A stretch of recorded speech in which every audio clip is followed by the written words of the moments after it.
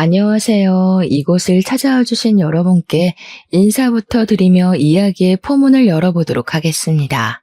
저는 지금 40대에 접어든 아이를 키우고 있는 주부이고요. 저에게 일어난 기가 막힌 일이 뉴스에도 나오고 아주 논란의 대상이 되어 이렇게 사연을 적어보게 되었습니다.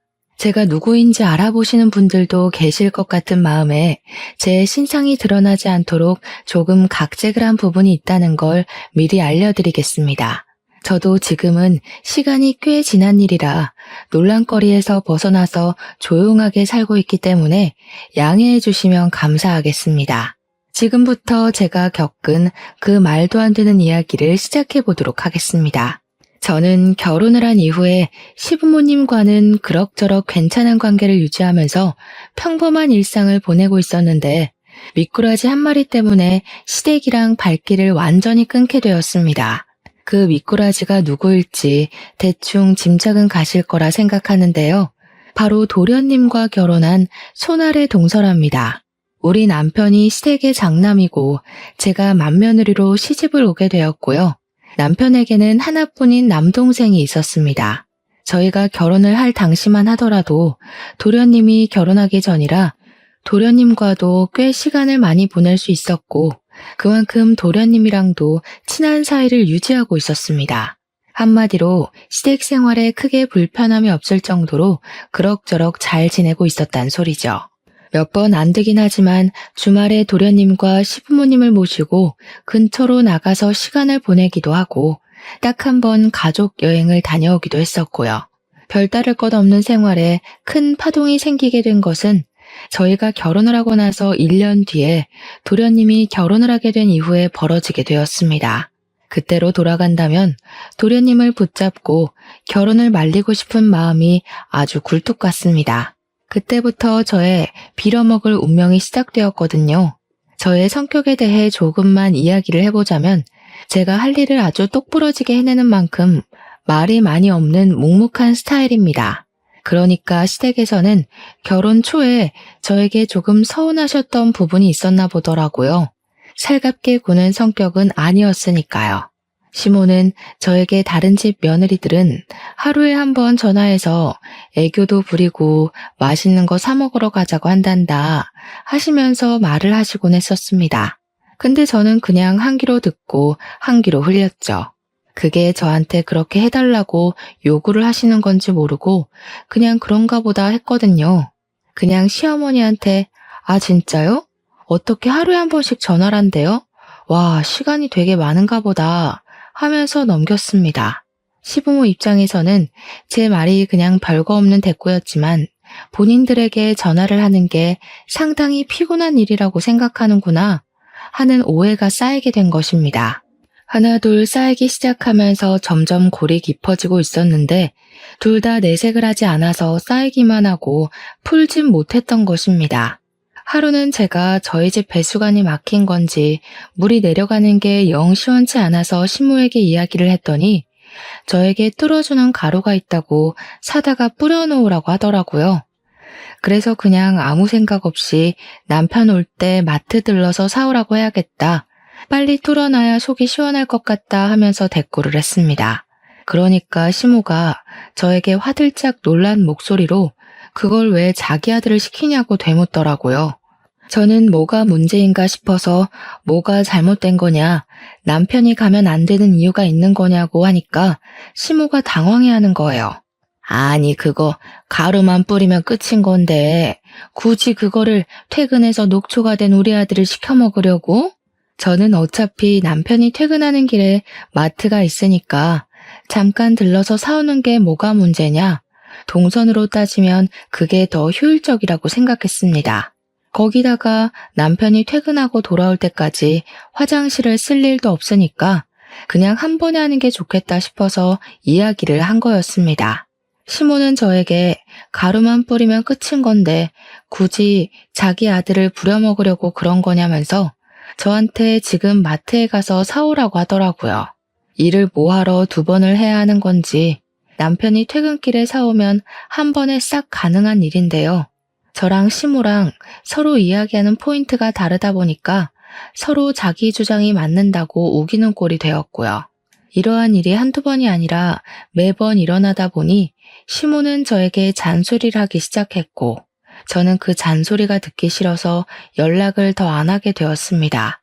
시모는 늘 저에게 사람이 어떻게 유동성만 따지고 실리만 따질 수 있냐고 평일에 출근해서 힘든 남편을 주말까지 부려먹지 말라고 하셨습니다. 제가 뭐 주말에 남편만 부려먹는 것도 아니고 저랑 같이 집안일 좀 하자고 하는 건데 그걸 가지고 간섭을 하니까 저도 싫었죠. 저는 시모에게 신혼집 살림은 우리 부부가 알아서 하겠다고 이야기를 하니까 시모를 우습게 한다면서 그렇게 말하지 말라고 또 혼내셨고요. 제가 시모와 그렇게 다툼이 생길 때마다 남편에게 도움을 요청하지 않았던 것은 아니었습니다. 하지만 남편은 저에게 그냥 한 귀로 듣고 한 귀로 흘리면 되지 않냐, 시모 앞에서만이라도 네네 알겠다고 대답만 하라고 하더라고요. 시모가 원래 하나에 꽂히면 자기 마음에 들 때까지 고치려고 하는 사람이라면서 제가 갈게요 하고 자기를 시키라는 겁니다. 그러면 서로 간섭 안 받고 편해질 수 있다고 이야기를 하는데 저도 이게 계속 반복되니까 남편이 시키는 대로 하게 되더라고요. 그렇게 시모와 사이가 애매해지고 1년이라는 시간 동안 감정만 서로 캐캐 묵은 채로 지내다가 도련님이 결혼하겠다고 여자를 소개해주겠다고 했습니다. 정말 오랜만에 시댁에 방문을 하게 되었는데 시모가 저에게 손님이 오는 거니까 음식 같은 걸 같이 좀 해줬으면 좋겠다고 하시더라고요. 어려울 거 없는 일이라 알겠다고 하고 신이 나서 시댁으로 방문을 하려는데 시모가 저에게 미리 장을 좀 봐오라고 하셨습니다. 제가 그렇게 좋아하는 유동성에 실리를 따지는 일 아니겠냐며 오는 길에 들러서 와라 하면서 장볼 목록을 보내주셨습니다. 시모가 뒤끝있게 구는 꼴이 좀 불편했지만 좋은 게 좋은 거다 하는 마음으로 장을 봐서 시댁으로 갔습니다. 동서가 생긴다는 마음에 신나기도 하고 설레기도 하고 얼른 보고 싶다는 생각뿐이었습니다. 마트에 가서 시모가 적어준 목록들의 재료를 사서 갔더니 저한테 재료 사온 걸 보더니 영수증을 달라고 하시더라고요. 저는 장본값을 돌려주시려고 하시나 보다 하고 영수증을 드렸는데 막 꼼꼼하게 보시더니 아이고 이거는 시장이 싼데 하시는 거예요. 저는 순간 제가 뭘 잘못 들은 건가 싶었습니다. 제가 어리둥절해 있는 상황에도 시모가 혀를 끌끌 찼어요. 설탕은 뭘 이렇게 큰 걸로 사왔냐, 허브솔트는 또 뭐냐, 이런 건 필요 없는데 이러면서 시모가 돈을 줄 것도 아니면서 꼬투리를 잡더라고요. 저도 그냥 듣고 있기 싫어서 시모한테 남으면 제가 가져갈게요 했습니다. 그랬더니 시모가 뭘 가져가냐고 남으면 집에서 두고두고 쓰면 된다고 하시대요. 아니 뭐 어쩌라는 건지 한숨이 절로 나오더라고요. 도련님이 7시쯤 온다고 약속을 잡아놨던 터라 5시부터 준비를 하고 있는데 한 30분쯤 지났나? 도련님이 동서와 함께 집을 방문했습니다. 시모가 놀래서 왜 벌써 왔냐고 아직 아무것도 준비된 것 없다고 하니까 동서가 너무 밝게 어머님 안녕하세요 하고 인사를 하더라고요. 그 인사톤에서 느껴지는 게 저와는 정반대되는 성격을 가지고 있구나 하는 걸 직감적으로 알게 되었습니다. 그러면서 자기가 좀 도와드릴까 싶어서 일찍 찾아왔다면서 주방은 북적북적한 게 즐겁고 재미있잖아요 하더라고요. 자기가 학교 급식실에서 영양사로 일을 하고 있다면서 요리에는 자신 있다고 옷을 정리하고 주방으로 오는데 시무랑 저랑 둘 다 깜짝 놀랐습니다. 동서의 머리 색깔이 정말 TV에 나오는 아이돌 가수 마냥 핫핑크색으로 염색이 되어 있더라고요. 제가 머리색을 보고 놀란 얼굴을 하니까 동서가 자기가 튀는 걸 좋아해서 매번 이 색으로 염색을 하고 있다고 말을 하더라고요. 학교 급식실에서 일을 하는데 머리색이 그렇게 화려해도 되냐고 물어보니까 오히려 학생들이 좋아한다고 하더라고요. 말없이 요리를 하기 시작했는데 사실 제가 요리를 잘 못하거든요. 칼질에 소질이 없다고 해야 하나 어떻게 썰어도 모양이 안 예쁘게 썰려요. 그런데 동서가 손을 씻고 오더니 자기가 주방에서 쓰는 칼이라면서 조리도구를 촤르르 꺼내더라고요. TV에서 셰프들이 쓰는 듯한 조리기구들이 쫙 시모 주방에 깔리는데 저랑 시모랑 둘 다 눈 휘둥그레지게 떴죠. 동서가 시모한테 자기가 하고 있을 테니까 쉬고 있으라면서 뚝딱뚝딱 하는데 제가 옆에서 거들겠다고 재료들을 손질하고 있었거든요. 그러니까 동서가 저를 보더니 의아한 얼굴을 하면서 갑자기 누구냐고 묻는 게 아니겠습니까? 여태 인사 잘해놓고 갑자기 누구냐고 물어보니까 저도 당황스러워서 얼어있는데 시모가 저를 소개해줬습니다. 동서한테 형님 될 사람이라고 우리 집 맏며느리라고 하니까 동서가 당황해하면서 말을 하더라고요. 어머, 형님, 몰라봬서 죄송해요. 칼질이 너무 서툴러서 맏며느리실 거란 생각을 못한 거 있죠? 근데 그 말이 교모하게 저를 연맥이는 것 같은 느낌이 들더라고요. 제가 하면서 동서를 바라보는데 저를 보고 너무 환하게 웃는 겁니다. 웃는 얼굴에 침 못 뱉는다고 기분은 나쁜데 화도 못 내고 그거 아시죠? 입 밖으로 꺼내면 좀쟁이가 되는 것 같고 말을 안 하자니 기분이 꽁해지고요. 아무튼 동서가 요리를 하고 있는 저는 동서가 필요하다는 재료를 찾아서 주고 있는데 계속 저한테 이거 없고 다른 제품은 없어요? 하면서 한숨을 쉬는 거예요. 그럴 때마다 시모가 그거는 저기 찬장에 있다. 그거는 두 번째 사람 열어봐라 하면서 둘이 여기 있네 저기 있네 노닥거리더라고요. 시모가 저한테 핀잔 섞인 목소리로 너는 애가 달라는 거 하나 제대로 못 주냐고 하는데 기가 막혔습니다. 제 집 살림도 아닌데 제가 어디에 뭐가 있는지 어떻게 알겠습니까? 그렇게 예뻐 죽겠으면 시모 본인이 하면 될 일인데 말입니다. 그날 밥 먹는 내내 가시방석에 앉은 기분이 들더라고요. 온 가족이 동서 요리 실력을 칭찬하는데 물론 맛이 있긴 했습니다. 근데 맛있는 건 둘째치고 시모가 자꾸 저하고 비교질을 해대니까 짜증이 나서 밥이 코로 넘어가는지 어디로 넘어가는지 모르겠더라고요. 우리 맏며느리가 음식 솜씨가 없어서 내가 죽어서 제사상이나 제대로 받겠나 했더니만 하면서 말입니다. 우리 남편이 시모한테 그만 좀 하라고 언성을 높이자 이봐라 장남이라는 게 엄마 편 하나 안 들어주고 하면서 동서한테 은근히 우리 흉을 보더라고요. 동서가 시모한테 갑자기 왜 벌써 제사상 이야기를 꺼내고 그러시냐면서 자기랑 즐겁게 오래오래 살자고 하는데 시모 눈이 하트 모양으로 변하대요. 저는 그게 다 가식처럼 보였는데 말입니다. 제가 동서한테 말이라도 붙여보려고 우리 때 급식은 진짜 맛없어서 먹기 싫었었는데 동서네 학교 애들은 좋겠네 맛있는 거 많이 먹어서 했거든요. 그러니까 동서가 그러는 거예요. 그 말은 조금 모욕적으로 들릴 수도 있겠네요. 예전하고 지금하고 아무래도 예산도 다르고 대우도 달랐으니까 차이가 날 수밖에 없죠. 예전에는 그게 최선의 결과였을 텐데 저는 칭찬을 한 건데 모욕적이라고 하니까 시모가 도끼 눈을 뜨고 저를 바라보는 거예요. 너 설마 벌써 형님 행세한답시고 애 기죽이는 거 아니지? 기는 제가 죽은 것 같은데 무슨 말씀을 하시는 거냐고 대꾸를 하고 싶었지만 꾹 참았습니다. 동서가 처음 인사를 드리러 온 자리인데 제가 분위기를 망칠 수는 없는 노릇이니까요. 그 뒤로 정말 가관이었습니다.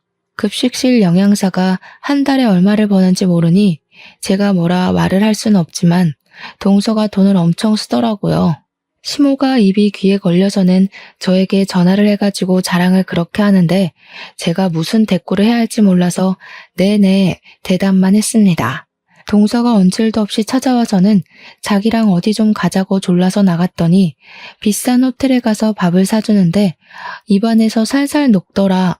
밥을 다 먹고 나니까 마사지를 받을 차례라면서 호텔에 딸린 스파에 갔는데 손길이 너무 좋아서 잠이 솔솔 오더라.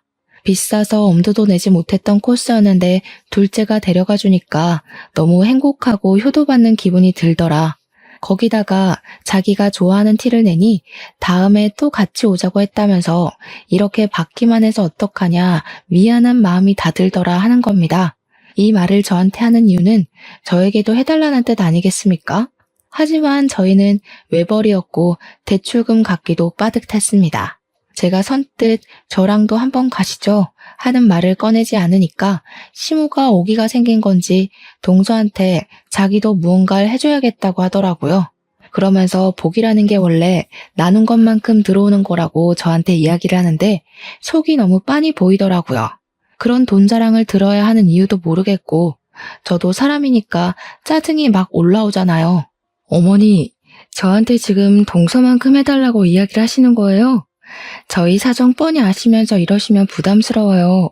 그렇게 대놓고 말을 했더니 시모가 버럭하면서 됐다고 자기가 엎드려서 절 받을 일 있냐면서 그냥 자랑하고 싶어서 전화한 거라고 하시는 거예요. 그 말을 들으니까 제가 그동안 너무 무심했나 싶은 마음도 슬쩍 들고 동서만큼 비싼 건 못 해드려도 저도 눈치가 보이긴 했으니까 준비를 했죠. 고르고 고르다가 제일 만만한 영양제를 준비해야겠다 싶어서 시댁에 갈 때 시모들이라고 뼈에 좋다는 영양제를 사갔습니다. 나름 해외에서 유명한 제품이라고 해서 비싼 값을 주고 해외 배송까지 받아서 시모한테 드렸죠. 저도 시모가 얄밉고 짜증이 나도 며느린데 예쁨 받고 싶지 않을 리가 있겠습니까? 시모한테 잘 보이고 싶은 마음도 있었죠. 남편도 저에게 큰 거는 못 해드려도 그 정도는 해드릴 수 있겠다 하면서 영양제를 같이 골라주기도 했고요. 제가 영양제를 사서 시댁에 갔는데 연락도 하지 않던 동서가 시댁에 떡하니 와서 앉아있더라고요. 동서는 여기 웬일로 온 거냐고 물어보니까 동서가 저를 보면서 활짝 웃는 거예요. 형님도 오셨구나. 요즘 어머님께서 무릎이 아프시다고 하셨잖아요. 며느리 된 도리로 어떻게 가만히 있을 수 있겠어요? 제가 사골을 고았어요. 한 솥에 끓여두었으니 꼭 드셔야 해요. 그러면서 제가 사온 영양제 봉투를 빤히 보더니 동서가 오버스러운 목소리로 이야기를 하는 겁니다. 어머, 형님, 뭐 사오신 거예요? 영양제?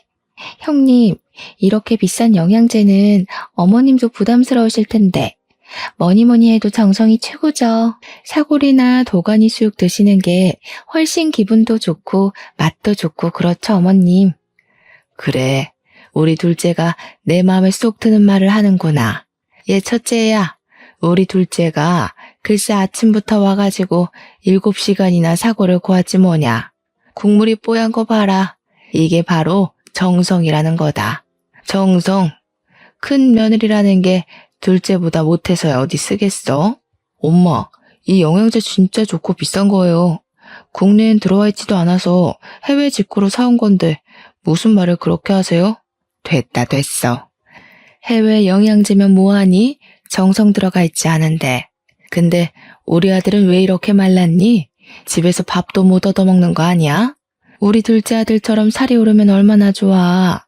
집에서 둘째 며느리가 잘 챙겨주는지 얼굴이 엄청나게 좋아졌다. 저한테 혀를 끌끌 차면서 이야기를 하시는데 속이 정말 많이 상하더라고요. 손 벌벌 떨면서 카드 3개월 할부까지 해서 사간 영양제였는데 사골국보다 못하다는 소리를 들으니 제 기분이 좋겠습니까? 거기다가 우리 남편이 요즘 건강 챙긴다고 운동을 해서 살이 빠진 거거든요. 그것도 제가 마치 제대로 먹이지 않아서 살 빠진 거 마냥 이야기를 하니까 속상했죠. 제가 기분이 점점 좋지 않아지자 남편이 영양제만 전해주고 집에 가자고 이야기를 꺼냈고 저도 집으로 서둘러 돌아왔습니다. 거기서 동서랑 시모의 행동을 더 지켜봤다가는 눈물이 터질 것 같았거든요. 시모는 사골국 먹는다고 신이 나서는 저보고 빨리 집에 가보라고 하더라고요. 그 와중에 동서가 저에게 사골국 좀 싸드시냐고 물어보는데 시모가 국물 한 방울도 못 주겠다는 얼굴로 저를 째려보는 겁니다. 그 상황에서 제가 어떻게 국물 좀 싸달라고 할 수 있겠습니까? 거절하고 집에 와서 남편이랑 맥주 한 캔 하며 이야기를 나누는데 남편도 별 생각과 동일하더라고요. 아무리 생각해봐도 동서가 여우가라는 사실은 변하지 않았습니다. 남편이랑 같이 마주 앉아 서방님네 욕도 하고 시모 흠도 봤죠 뭐. 저희 부부가 매달 친정이랑 시댁에 용돈을 20만 원씩 드리고 있었는데요. 남편이 외벌이다 보니까 집 대출금 갚고 공과금 같은 거 내고 서로 용돈에서 적금에 이거저거 다 빠지고 나면 그 정도의 여유가 생겨서 시댁과 친정에 반씩 나눠드리고 있었습니다. 근데 시모가 또 제 속을 뒤집어 놓는 이야기를 자랑처럼 늘어놓으시는 거예요. 동선애가 글쎄 친정은 살림이 넉넉하다면서 시댁에만 매달 50만 원씩 용돈을 드리고 있다는 겁니다. 저에게 자랑 섞인 핀잔을 주시면서 둘째네는 매달 50만 원씩 준다고 하는데 저희도 저희 사정이라는 게 있잖아요. 너네는 용돈 꼴랑 20만 원 보내면서 생색이란 생색은 다 내지 않았니? 그것도 뭐 여윳돈 전부를 보내는 거다 뭐다 얼마나 비교가 되던지. 그러면서 제가 뭐 아르바이트를 한다 어쩐다 하면서 제가 한 번을 드리자고 이야기한 것도 안 하지 않았냐. 둘째는 자기가 일이 바쁘면 전날 저녁에 와서 재료 손질이라도 하고 가더라.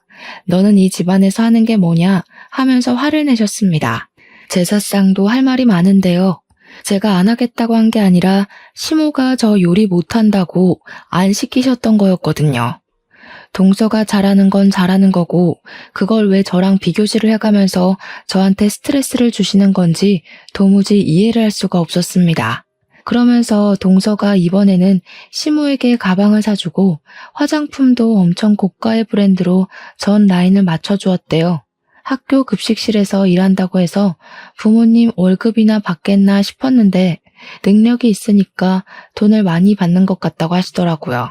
제가 이리저리 알아본 결과 학교 급식실에서 일을 해봐야 300만 원도 못 벌 텐데 가방 하나에 200만 원씩 하는 것들을 턱턱 사준다고 하니까 수상했습니다.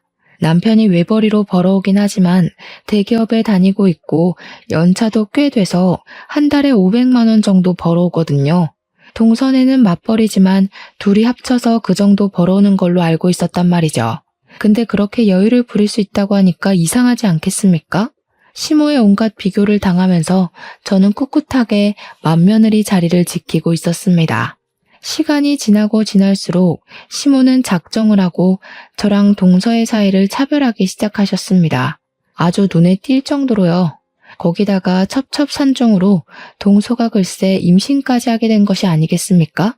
저희 부부는 아이를 가지려고 노력 중이었지만 아이가 들어서지 않고 있었고요. 남편이랑 저랑 날짜도 맞춰보고 병원에 가서 검사도 해봤는데 문제가 없다고 했지만 아이가 생기지 않아서 천천히 가지자고 서로를 위로하던 중이었어요. 그때 동서가 자기가 임신을 했다면서 임신 축하 파티를 열어달라고 가족들이 모인 단톡방에서 이야기를 하더라고요. 솔직히 저도 셈이 나긴 했죠.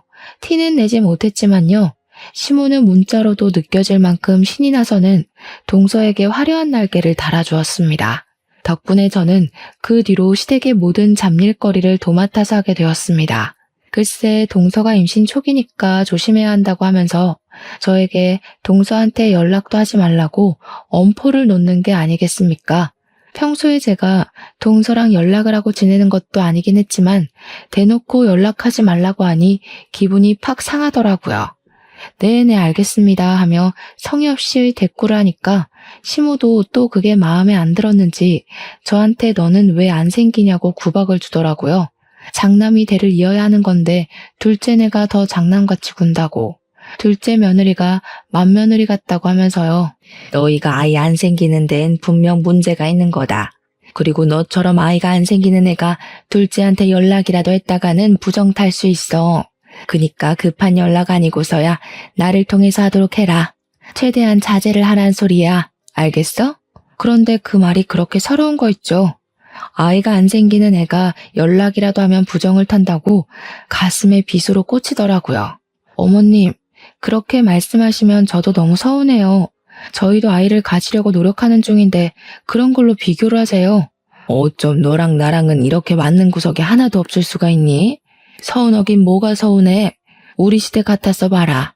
애 못 낳으면 바로 소박 맞는 거야. 제가 아이를 진짜 좋아하거든요. 지금은 쉬고 있지만 보육교사로 일을 하고 있기도 했고요. 저도 아이가 안 생기는 게 서러운데 시모까지 저러니까 눈물이 막 났습니다. 제가 훌쩍거리니까 시모가 멈칫하면서 울긴 왜 우냐고 평생 남의 아이만 봐주다 보니까 네 아이가 안 들어서는 거라고 하시더라고요. 나중에 동선애가 아이를 낳으면 저보고 가서 도와주라고 하면서요. 그날 남편이 제 이야기를 듣고 씩씩거리면서 단톡방에다가 우리 마누라한테 스트레스 주지 말라고 글을 올렸습니다. 왜 자꾸 와이프한테 스트레스를 주고 그래? 들어왔던 애도 나가겠다. 들어왔던 애가 나가요? 그거 너무 무서운 말이다. 우리 아기가 들었으면 어떡하지? 그렇게 답장을 보낸 겁니다. 정말 말리는 시누이가 더 얄밉다고 하더니 그 말이 딱 어울리더라고요. 시모가 바로 어쩜 부정 타는 소리만 부부가 쌍으로 해대냐면서 얼른 뱉은 말 주워 담으라고 남편에게까지 핀잔을 주었습니다. 남편이 씩씩거리면서 조카 태어나면 입히라고 베넷 저고리 준비해뒀는데 가져가든지 말든지 마음대로 하라고 화를 냈습니다. 서방님에게 안 가져갈 거면 우리가 입히든지 하겠다고 하니까 동서가 깔깔 웃는 그림이 그려진 이모티콘을 보내는 거예요. 언제 입히게 될지도 모르는데 그때 되면 유행이 바뀌지 않을까요? 저희 주세요. 나중에 저희가 새 걸로 사드릴게요. 남편이 동서가 임신을 한 마당에 욕을 뱉을 수도 없으니까 서방님께 처신 똑바로 하라고 경고만 날리더라고요. 저한테 그런 거 신경 쓰지 말라고 가족 단톡방도 나가라고 하는데 서운한 건 매한 가지였습니다. 그 뒤로 동서가 입덧을 시작하니까 시모가 동서 걱정을 해대는데 입덧하는 애가 급식실에서 일한다고 안쓰러워 죽겠대요. 자기가 대신 아팠으면 좋겠다면서 떡두꺼비 같은 놈이 나오려고 동서를 고생시키는 거라면서요. 대화창에서 아주 둘이 짝짝꿍을 맞추는데 정말 남편 말대로 알림도 꺼놓고 애써 보지 않으려고 하면서 지내고 있었습니다. 동서의 입덧이 끝나고 난 뒤에는 시모가 주말에 저를 불러다가 동서가 임신해서 움직이기 힘드니까 대신 전해주라면서 마트를 털어오셨더라고요. 과일에 반찬에 떡에 하나도 빠짐없이 가져다 주라고 하는데 장바구니로 글쎄 3바구니가 나오는 거예요. 이걸 다 들고 동서네 집까지 다녀오려고 하는 것도 어이가 없고 이 중에 제 몫은 하나도 없다는 게 너무 서러웠습니다. 그래서 제가 시모한테 이야기를 했죠. 이걸 제가 다 들고 어떻게 가요? 서방님 보고 와서 가져가라고 하는 게 낫지 않겠어요? 우리 아들 퇴근하고 피곤해 죽을 텐데 여기까지 들러서 이거를 가져가라고 하니? 네가 하면 편한 것을. 저도 곧 어린이집 복직하려고 알아보고 있어요. 요즘 취업 준비하느라 바빠요, 어머님. 예, 취업 준비하는 애랑 바깥에서 일하는 애랑 누가 더 힘들겠니? 정말 생각 없이 말하는구나. 우리 때는 말이야, 7남매를 키우면서 살았어. 나중에 밥도 하고 밭일도 하고 애도 보고 하면서 찍소리 한번 못하고 시어머니가 시키는 거 다 하고 살았다. 집에서 놀고 먹는 애가 뭐가 힘들다고 그걸 못한다는 거야. 그런 거에 비하면 임신하고도 열심히 몇백 명의 학생들 밥 챙기는 둘째가 훨씬 고생이지. 시모가 하도 저에게 잔소리를 하길래 저도 다시 어린이집에 취직을 하려고 자리를 알아보던 와중이었거든요. 그날도 동네 어린이집에서 면접을 보러 오라고 했었는데 시모가 갑자기 불러낸 거라 양해를 구하고 면접을 하루 미룬 것이었습니다. 동서에게 음식을 전해주라고 시키는 건 줄 알았으면 무시하고 면접이나 갈 걸 그랬다고 생각하고 있었습니다. 어린이집 일도 참 고되고 힘든 일인데 동서 일만 힘들게 봐주시고 제 일은 후려치게 하는 어머님에게 더 이상 떨어질 정도 없었습니다. 결국에 저는 택시를 타고 그 장바구니 전부를 들고 가서 동서의 집 앞에 내려놓고는 동서에게 연락을 하려고 했는데 동서의 말이 번뜩 생각나더라고요. 동서의 뱃속에 있는 아기에게 부정적인 영향이 갈 수도 있으니 저에게 연락하지 말라고 했던 그 말이요. 그래서 시모에게 연락을 해서 그냥 집 앞에다가 물건을 두고 가면 되죠? 하고 보냈습니다. 시모가 화들짝 놀라면서 그 안에 들어있는 떡이 상하면 안 된다면서 저에게 냉장고에 다 정리를 해서 넣어주고 가라는 겁니다. 가뜩이나 임신까지 했는데 언제 물건 정리하고 있냐면서 간 김에 그것까지 해주라고 비밀번호를 알려주는 게 아니겠습니까? 끝까지 저에게 동선에는 비밀번호로 척척 알려주는데 너네 집은 비밀번호도 안 알려준다고 한 소리 하셨죠. 그냥 문 앞에 두고 가고 싶은 마음이 굴뚝 같았지만 그랬다가는 또 무슨 욕을 먹을지 모르니까 문 열고 들어가서 냉장고에 차곡차곡 정리를 해두었습니다. 그거 정리하고 있는데 제가 무슨 몸종도 아니고 여기서 뭘 하는 건가 하는 생각이 들더라고요. 시모한테 다 넣어놨으니까 가보겠다고 하니 그냥 가면 어떡하냐고. 아니 정리 다 했는데요? 했더니 임신해서 몸도 무겁고 힘들 텐데 간 김에 첫째 네가 청소도 좀 해주고 빨래도 좀 해주고 하면 얼마나 좋니? 정리 좀 해줘라 하는 거예요. 제가 동서네 집을 휘젓고 다니는데 동서한테는 훨씬 불편한 일 아닐까요? 너는 내가 시키면 그냥 알겠습니다 하는 법이 없니? 집안일도 제대로 못하는 개야. 임신했다고 제가 이런 것까지 일일이 챙겨주는 게 더 이상하죠, 어머님. 너는 손윗사람이 돼서 아랫사람에게 베풀 줄도 모르는 게지. 질투하는 거니 지금? 이래서 애가 없는 애들은 자격지심이 넘쳐서 안 돼. 저는 시모 말을 깡그리 무시하고 문 닫고 집으로 돌아왔습니다. 그 뒤로 일부러 시모의 연락을 피하면서 지냈고요. 몇 주 뒤에 동서 뱃속의 아이 성별이 딸이라는 게 밝혀진 뒤 시모가 조금 서운해하더라고요. 그래도 시부가 손녀도 귀한 자식이라면서 잘 넘어갔고 동서랑 시모는 둘이 마사지도 받으러 다니고 데이트도 하고 잘 놀러 다니더라고요. 일부러 보란 듯이 저에게 사진을 막 보내는데 해탈하고 나니까 그냥 우습게 여겨졌습니다. 남편이랑 저랑은 둘이서 저를 씹든 말든 우리끼리나 행복하게 잘 살자 하고 무시했는데 어마어마한 사건이 터지고 말았습니다. 어느 날 친구들이 인터넷에서 난리난 사건 알고 있냐면서 그 링크 하나를 보내주더라고요. 제 친구들이 전부 대학 동기라 유아교육과를 나온 친구들이고 보육교사로 일을 하고 있었거든요. 그 내용은 급식실 위생에 대한 고발 내용이 적힌 글이었고 교사들이 이용하는 커뮤니티에 올려진 글이었습니다. 친구들은 어린이집은 위생 인증을 철저하게 하는데 고등학교는 다른가 봐 하면서 매달 감사가 나오지 않나? 하면서 떠들더라고요. 글을 제대로 정독해보니 고등학교 급식실 영양사를 고발하는 내용이었는데 조리실에서 일하시는 분이 양심 고백을 한 내용이었습니다. 학교 이름이랑 영양사 성이 나와 있는데 글쎄 좌씨인 거예요. 저희 동서 이름이 좌영미거든요. 설마 하면서 글을 읽는데 급식실 영양사가 국에 벌레가 들어갔는데 벌레만 쏙 걷어내고 벌레도 다 단백질이라서 괜찮다고 했다는 겁니다. 보통 이물질이 들어가게 되면 폐기를 하고 다시 끓여놔야 하는 게 원칙이라고 하더라고요. 그뿐만이 아니라 반찬들 재료라든지 식기들을 사람들이 밟고 다니는 바닥에다가 그냥 내려놓고 씻지도 않고 쓴대요. 학교 급식실을 아무리 깨끗하게 청소를 한다고 해도 온갖 사람들이 드나드는 곳인데 위생에 하나도 신경을 쓰지 않는다고 하더라고요. 애들이 까다롭게 군다고 일일이 어떻게 식성을 맞추겠냐면서 조미료를 팍팍 넣으라고 하질 않나. 그 안에서 무리를 만들어서 왕따도 시킨대요. 젊은 조리사가 하나 왔는데 그 여자가 마음에 안 든다면서 친한 사람들끼리 왕따를 시켜서 결국 일도 그만두게 했다고. 갑질을 했답니다. 글쎄. 김치도 국내산이라고 속여서 중국산 싸구려를 들여온다고 이런 영양사는 급식실에서 추방시켜야 한다는 내용이었습니다. 이게 소소하게 교사들이 이용하는 사이트였기 때문에 크게 화두에 오르진 않았지만 저는 느낌이 딱 왔습니다. 세상에 좌씨가 우리 동서 하나만 있는 건 아니라고 하지만 고등학교 급식실인 것도 그렇고 느낌이 딱 오더라고요. 거기다가 글 중간에 급식실 영양사가 머리를 맨날 염색해와서 반찬에 섞여 들어가도 티가 안 난다고 적혀 있었거든요. 동서가 매번 핑크색 머리만 고집한다고 말씀드린 거 기억하시죠? 쎄한 느낌은 저를 소름 돋게 만들었죠.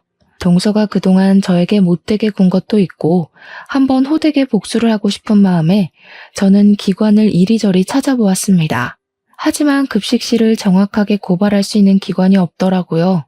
교육청에 말해봐야 바쁘다는 핑계로 일을 미루기 일쑤였으니까요. 모든 사람이 한 방에 알 수 있는 방법이 없을까 고민하다가 저는 고발 유튜버를 찾아내게 되었습니다. 제가 그 유튜버에게 직접 제보를 했고요. 유튜버는 무척이나 흥미로워하면서 잠입 취재를 하겠다고 결정을 내렸습니다. 그 뒤로는 일이 아주 일사천리였습니다. 유튜버가 식재료를 납품하는 곳 직원인 척하면서 급식실 상태를 몰래카메라로 촬영을 싹 한 거죠. 청소가 얼마나 안 되어 있는지 영양사가 급식 시간 전에 체크도 하지 않았고 휴대폰만 만지면서 농땡이를 치고 있는 모습부터 시작해서 모든 게 가관이었습니다. 그날도 김치에서 이물질이 나왔는데 대충 먹으라고 학생들에게 큰 소리를 치는 장면도 있었고요. 납품받은 식재료 상태가 전부 물러터지고 상한 부분이 보일 정도로 별로였던 거죠. 근데도 영수증에는 고가의 재료값이 찍혀 있었고요. 유튜버는 제가 보낸 글이 사실인지 아닌지 확인을 하러 갔다가 아주 제대로 건수를 잡은 것 같다며 저에게 회신을 주었습니다. 저는 동서를 고발하고 설마 아니면 어떡하지 하며 불안해했다가 사실이라는 걸 알게 되어 복수심에 가슴이 두근거렸습니다. 유튜버는 1차적으로 영상을 정리해서 업로드를 했고 그 영상을 본 학생들부터 학부모까지 전부 학교에 항의를 넣기 시작했습니다. 학교에서 진상조사가 들어가게 되었는데 우리 동서의 짓이 분명한 것들이 점차 드러나기 시작했습니다. 일단 식재료의 상태부터 점검에 들어갔고 급식실의 위생 상태까지 전부 다 학교 조사에서 드러나게 되었습니다. 청소를 안 하고 설거지도 대충 물로 한 것이 들통이 났고 식재료 납품 업체로부터 동서가 뒷돈을 어마어마하게 챙긴 것까지 싹 다 걸리고 말았습니다. 교직원이랑 짜고 업체 선정부터 뒷돈을 받아 챙겼고 영수증에 납품가를 올리고 중간 수수료를 챙기는 식으로 배를 불리고 있었던 것입니다. 당연히 유튜버는 학교에 양해를 구하고 그 부분까지 전부 정리를 해서 업로드를 하게 되었습니다. 학교 측에서도 이 일에 대한 책임을 동서 한 사람에게 몰아버리는 것이 처리하기 훨씬 수월했으니 유튜브에 올라가는 게 득이 되었던 것이었죠. 후속 보도가 나가게 되면서 많은 사람들이 급식실 이야기를 하게 되었고 시댁의 귀에도 들어가게 되었습니다. 제가 그 유튜브를 시댁 단톡방에 딱 올렸거든요.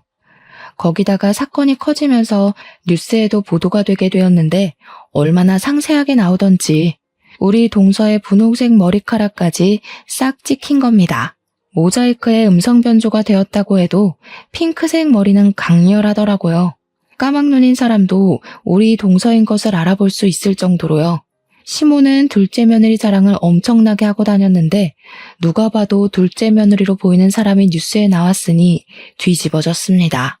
시모 전화기에 뉴스에 나온 거 너네 둘째 며느리 아니냐면서 연락이 엄청나게 쏟아져서 휴대폰을 꺼두기까지 했다고 하더라고요.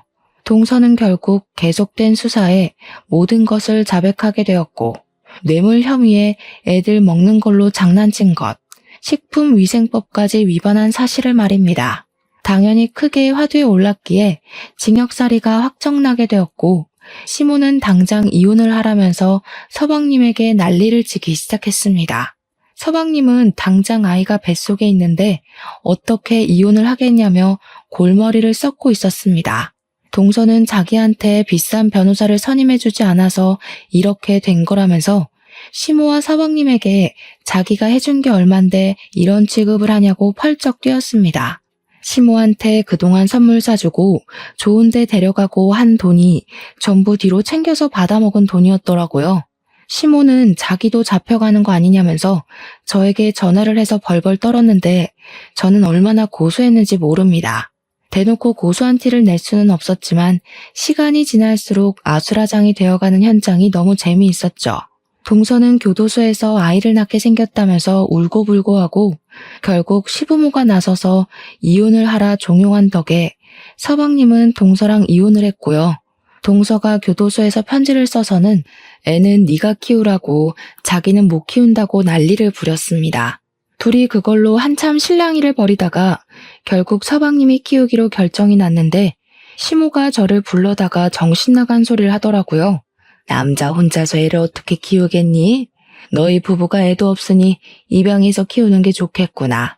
어차피 핏줄이기도 하고 우리 둘째 재혼할 거 생각하면 아이는 짐덩어리지 그것도 딸인데. 너네가 이러려고 애가 안 들어졌나 보다. 그 말에 남편이 열이 받아서 시댁 밥상을 뒤집어 엎었습니다. 그게 지금 우리한테 할 말이야?